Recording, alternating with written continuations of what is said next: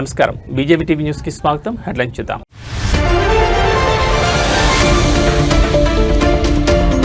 ఢిల్లీ పేలుడు కేసులో కీలక మలుపు, కాన్పూర్లో మరో డాక్టర్ అరెస్ట్.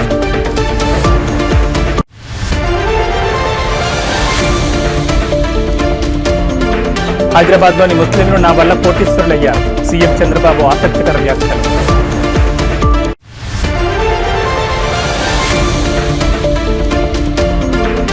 రేపు తేలనున్న జూబ్లీహిల్స్ ఉప ఎన్నిక ఫలితం, యూసఫ్గూడలోని కోట్ల విజయభాస్కర్ రెడ్డి స్టేడియంలో ఓట్ల లెక్కింపు.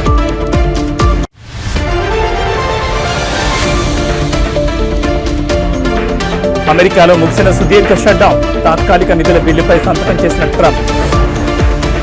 ఇక డీటెయిల్స్ చూస్తే అమెరికా రాజకీయాల్లో 42 రోజులుగా కొనసాగుతున్న ప్రతిష్టంభనకు తెరపడింది. దేశ చరిత్రలోనే సుదీర్ఘంగా సాగిన ప్రభుత్వ షట్డౌన్ ఎట్టకేలకు ముగిసింది. ఫెడరల్ కార్యకలాపాలకు తాత్కాలికంగా నిధులు కేటాయించే బిల్లుపై అధ్యక్షుడు డొనాల్డ్ ట్రంప్ సంతకం చేశారు. డెమోక్రాట్లు పట్టుబట్టిన ఒబామా కేర్ సబ్సిడీల డిమాండ్ను అంగీకరించకుండానే ఈ బిల్లు ఆమోదం పొందడం రిపబ్లికన్లకు రాజకీయ విజయంగా రాజకీయ విశ్లేషకులు అభిప్రాయపడుతున్నారు. బుధవారం సెనెట్ ఆమోదించిన ఈ బిల్లును ప్రతినిధుల సభ కూడా ఆమోదించడంతో ప్రతిష్టంభన వీడింది. సెనెట్లో బిల్లు ముందుకు కదలాలంటే 60 ఓట్లు అవసరం కాగా మెజారిటీ రిపబ్లికన్లకు ఆ సంఖ్యాబలం లేదు. అయితే 8 మంది డెమోక్రాట్లు పార్టీ వైఖరికి వ్యతిరేకంగా రిపబ్లికన్లతో కలిసి ఓటు వేయడంతో బిల్లు పాస్ అయ్యేందుకు మార్గం సుగమమైంది. ప్రతినిధుల సభలో ఈ బిల్లుకు 222 నుంచి 209 ఓట్ల తేడాతో ఆమోదం లభించింది. ఈ నిర్ణయంతో విమాన ప్రయాణాలు, పేదలకు ఆహార సబ్సిడీ కార్యక్రమాలు సహా నిలిచిపోయిన అన్ని ఫెడరల్ సేవలు తిరిగి ప్రారంభం కానున్నాయి. అయితే అన్ని కార్యకలాపాలు పూర్తి స్థాయిలో అందుబాటులోకి రావడానికి కొంత సమయం పట్టొచ్చు. షట్డౌన్ సమయంలో పనిచేయని, వేతనం లేకుండా పనిచేసిన ఫెడరల్ ఉద్యోగులందరికీ వారి బకాయి జీతాలు అందనున్నాయి. బిల్లుపై సంతకం చేసిన అనంతరం ట్రంప్ మాట్లాడుతూ ఇది ఒక గొప్ప రోజు అని వ్యాఖ్యానించారు. వచ్చే ఏడాది జరిగే కాంగ్రెస్ ఎన్నికల్లో ఈ షట్డౌన్ను ప్రజలు మర్చిపోవద్దని ఆయన సూచించారు.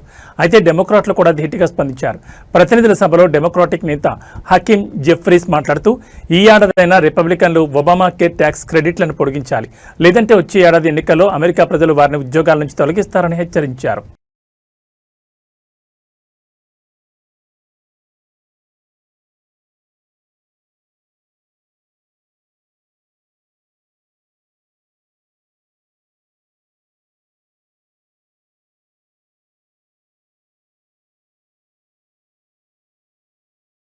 దేశ రాజధాని ఢిల్లీలోని ఎర్రకోట వద్ద జరిగిన కారు బాంబు పేలుడు కేసు విచారణలో కీలక పురోగతి చోటు చేసుకుంది. Uttar Pradesh anti terrorism squad, Delhi police special cell, Jammu Kashmir పోలీసులు సంయుక్తంగా నిర్వహించిన ఆపరేషన్లో కాన్పూర్లోని కార్డియాలజీ ఇన్స్టిట్యూట్ నుంచి డాక్టర్ మహమ్మద్ ఆరిఫ్ను అదుపులోకి తీసుకున్నారు.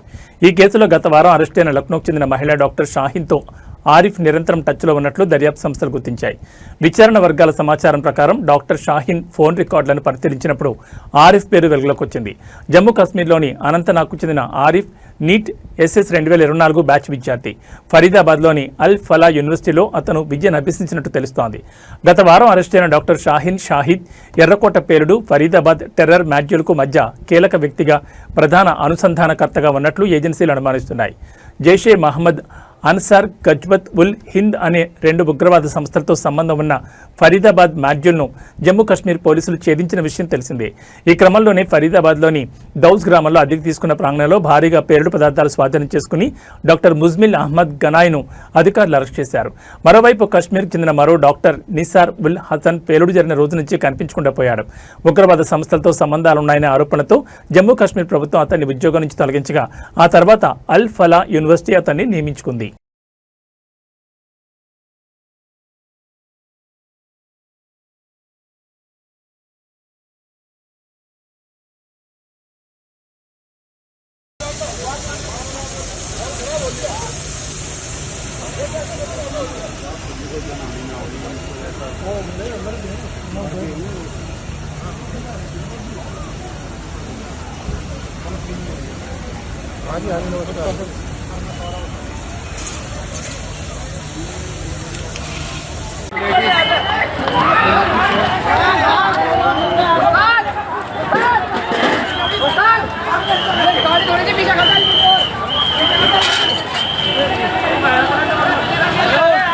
హైదరాబాద్లోని ఓల్డ్ సిటీ ముస్లింలు తన వల్ల కోటీశ్వర్లయ్యారని సీఎం చంద్రబాబు అన్నారు.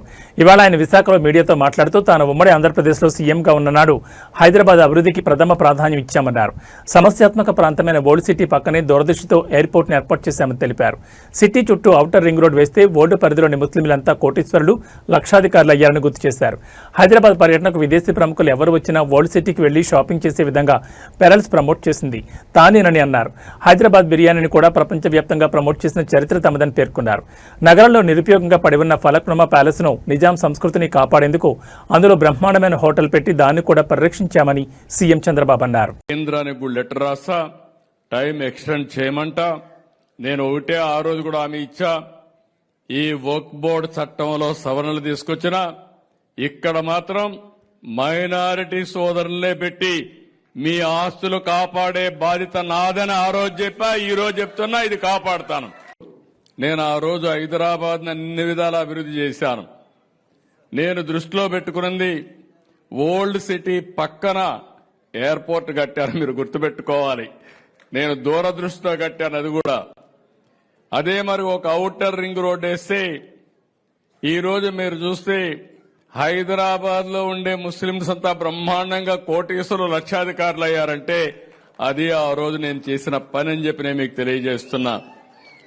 నేనెప్పుడూ ఒకటి చెప్పేవాడిని, హైదరాబాద్కి ఎవరొచ్చినా నేరుగా పోయి ఓల్డ్ సిటీలో షాపింగ్ చేసే విధంగా పెరల్స్ ని ప్రమోట్ చేసింది కూడా తెలుగుదేశం పార్టీ. హైదరాబాద్ బిర్యానీని కూడా ప్రమోట్ చేశాం.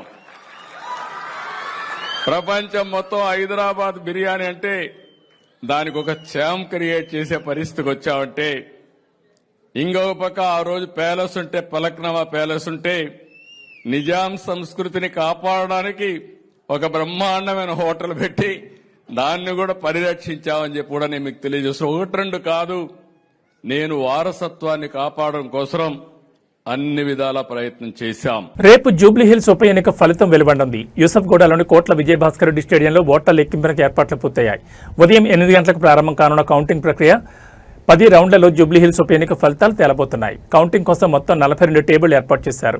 మొదట 8 గంటలకు పోస్టల్ బ్యాలెట్ ఓట్ల లెక్కింపుతో ప్రారంభమవుతుంది. 1వ number polling booth Shaikpet division నుంచి ప్రారంభమై ఎర్రగడ్డతో ముగియనుంది.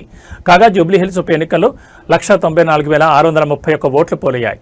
99,771 మంది పురుషులు, 94,855 మంది స్త్రీలు ఓటు వేశారు. 5 నపుంసకులు ఓటు వేయగా మొత్తం 48.49% పోలింగ్ శాతం నమోదైంది. బీఆర్ఎస్, కాంగ్రెస్ మధ్య తీవ్ర పోటీ నెలకొంది. ఈ రెండింటిలో ఏ పార్టీ అభ్యర్థి విజయకేతను ఎగరవేస్తారో తేలాలంటే రేపటి వరకు వేచి చూడాల్సిందే.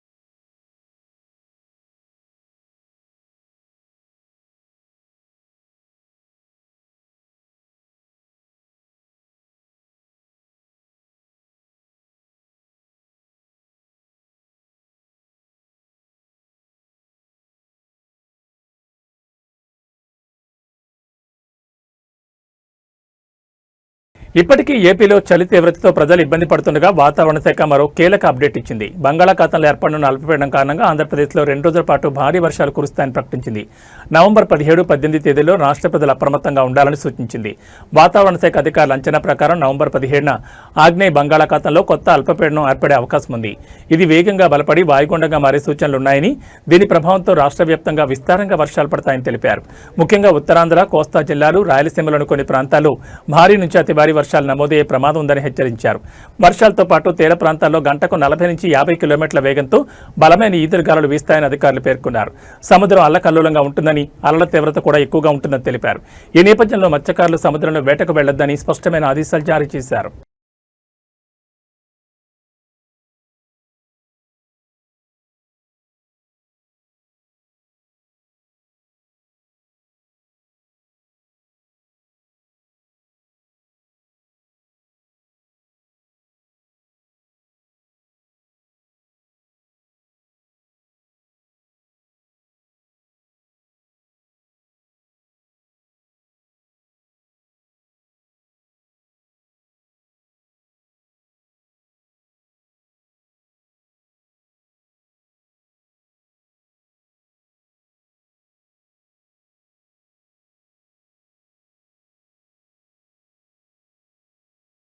హనుమకొండలో ఓ స్కూల్ యాజమాన్యంపై విద్యార్థి సంఘాల దాడి వీడియో కలకలం రేపుతోంది. హనుమకొండ జిల్లా కేంద్రంలోని స్మైల్ డీజీ స్కూల్ కరెస్పాండెంట్ శ్రీనివాసవరంపై విద్యార్థి సంఘాల నాయకులు దాడికి పాల్పడ్డారు.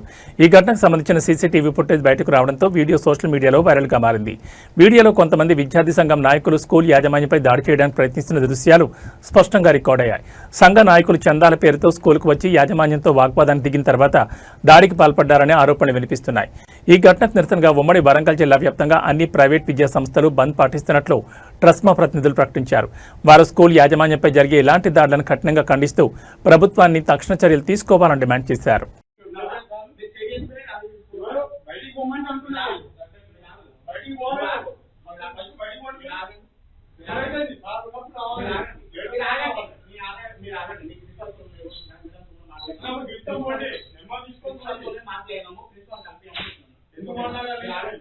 డబ్బులు లేవు మా దగ్గర, ఇప్పటికీ కష్టాలు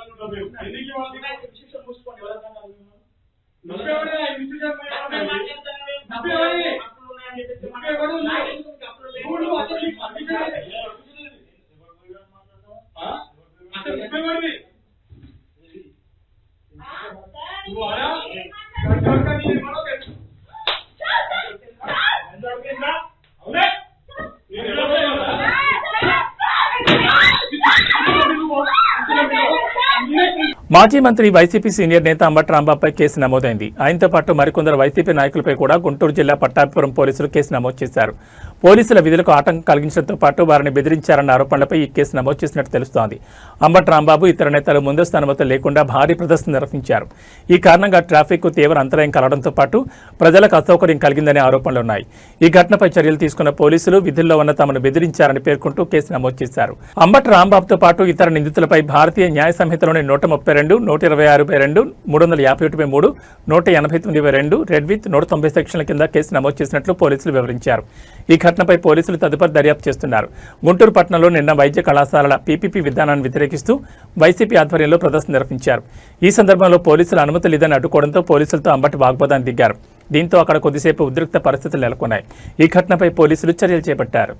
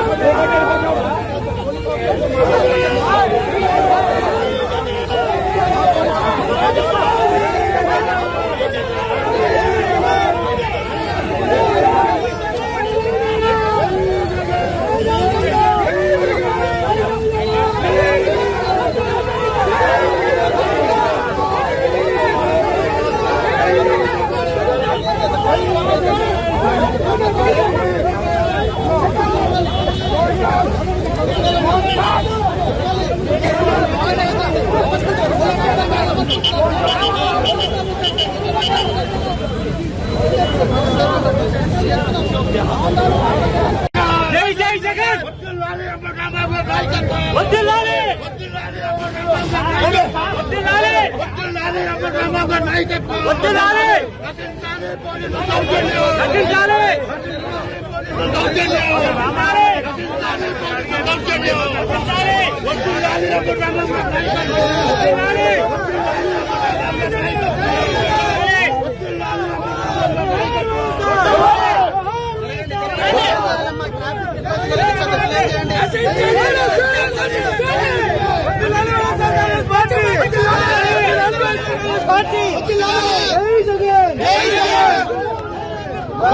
రంగారెడ్డి జిల్లా రాజేంద్రనగర్లో మంగళవారం అర్ధరాత్రి గుజరాత్ ఏటీఎస్ పోలీసులు సోదాల కలకలం సృష్టించాయి. ఫోర్త్ వ్యూ కాలనీలోని డాక్టర్ సయ్యద్ మొహిద్దీన్ ఇంట్లో తనిఖీలు నిర్వహించారు. అడిషనల్ ఎస్పీ స్థాయి అధికారి ఆధ్వర్యంలో 5 సభ్యుల బృందం సోదాల్లో పాల్గొంది. 3 రకాల లిక్విడ్లతో పాటు కంప్యూటర్, పలు రకాల బుక్స్, ఆయిల్ తయారు చేసే మిషన్ సహా పలు డాక్యుమెంట్లను స్వాధీనం చేసుకున్నారు. సయ్యద్ సోదరుడు ఒమర్ ఫారూక్కి నోటీసులు ఇచ్చి సెర్చ్ నిర్వహించారు. అనంతరం సామగ్రిని సీజ్ చేశారు. ఇదిలా ఉండగా భారతదేశంలో పెను విధ్వంసం సృష్టించేందుకు కుట్ర పన్నారనే ఆరోపణలపై హైదరాబాద్ చెందిన డాక్టర్ డాక్టర్ సయ్యద్ అహ్మద్ మొహిద్దీన్ను గుజరాత్ యాంటీ టెర్రరిస్ట్ స్క్వాడ్ పోలీసులు ఆదివారం గుజరాత్లోని బనస్కాంత జిల్లాలో అరెస్ట్ చేసిన విషయం తెలిసిందే. మొహిద్దీన్ అరెస్టుపై కుటుంబ సభ్యులు ఇటీవల స్పందించారు. తన సోదరుడు మంచోడని, ఎవరో కావాలనే కుట్రలో ఇరికించారని ఆవేదన వ్యక్తం చేశాడు. తన బ్రదర్ ఉగ్రవాద కార్యకలాపాలతో లింక్స్ ఉన్నట్లు తెలియదని చెప్పాడు.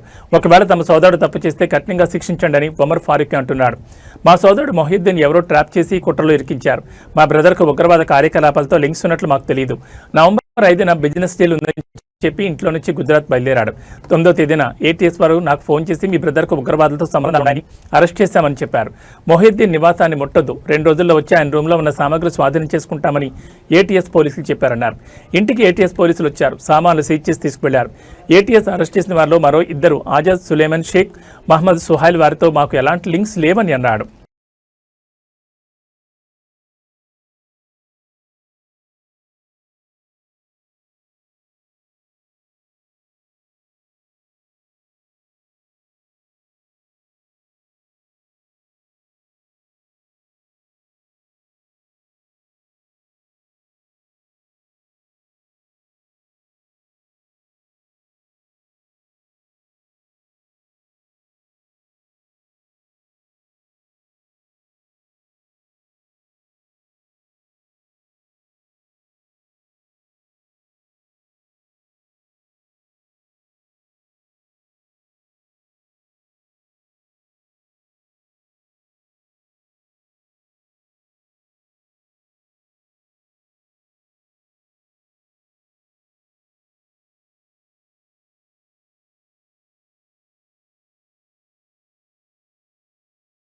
చిత్తూరు జిల్లాలోని కుప్పం నియోజకవర్గంలో దారుణ ఘటన చోటు చేసుకుంది. కుర్మానిపల్లి గ్రామానికి చెందిన రైతు కిట్టప్పను ఏనుగులు దాడి చేసి చంపేశాయి.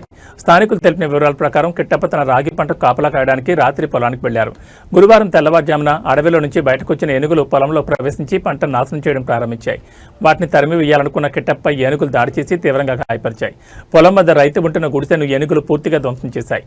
స్థానికులు ఘటనాస్థలకు చేరుకునేసరికి కిట్టప్ప అక్కడికక్కడ మృతి చెందినట్టు తెలిసింది. ఈ సమాచారం అందుకున్న కుప్పం అటవీశాఖ అధికారి జయశంకర్ సిబ్బంది సంఘటనా స్థలాన్ని పరిశీలించారు. ఈ ఘటనతో గ్రామంలో విషాద ఛాయలు నెలకొన్నాయి. ఏనుగుల సంచారం కారణంగా భయాందోళనకు గురవుతున్న పరిసర గ్రామాల ప్రజలు రక్షణ చర్యలు తీసుకోవాలని అధికారులను కోరుతున్నారు. కుప్పం నియోజకవర్గానికి చెందిన ఈ ఘటనపై అధికారులు దర్యాప్తును ప్రారంభించారు. అడవి జంతువుల నుంచి పంటలు, ప్రజలను కాపాడేందుకు అటవీశాఖ తక్షణ చర్యలు చేపట్టాలని గ్రామస్తులు డిమాండ్ చేస్తున్నారు.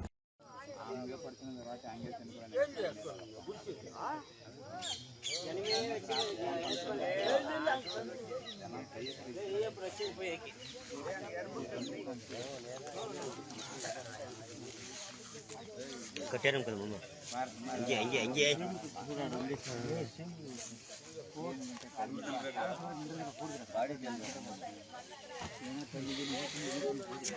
ए यार यम कदले दुंडो होटे दुंडा ए रा रा रा ए ए ए यो बच्चा ए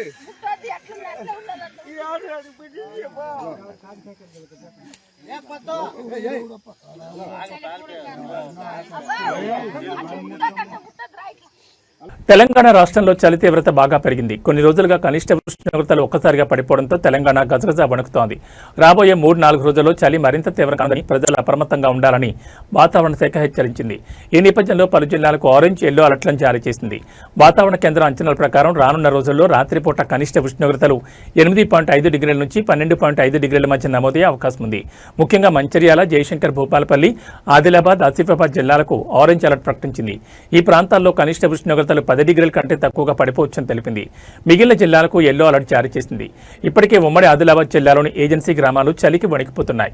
మంగళవారం రాత్రి కుమరంభీం, ఆసిఫాబాద్ జిల్లా సిర్పూర్లో అత్యల్పంగా 10.2 డిగ్రీల అత్యల్ప ఉష్ణోగ్రత నమోదైంది. తెలంగాణ రాష్ట్రం తీవ్ర చలి ప్రభావిత జోన్లో ఉందని కేంద్ర ఆరోగ్య శాఖ ఆధ్వర్యంలోని ఎన్పీసీసీహెచ్హెచ్ గత ఏడాది ప్రకటించిన విషయం నిపుణులు గుర్తు చేస్తున్నారు. ఈసారి కూడా అదే తరహా పరిస్థితి నెలకొనడంతో ప్రజలు తగిన జాగ్రత్తలు తీసుకోవడం అత్యవసరమని సూచిస్తున్నారు.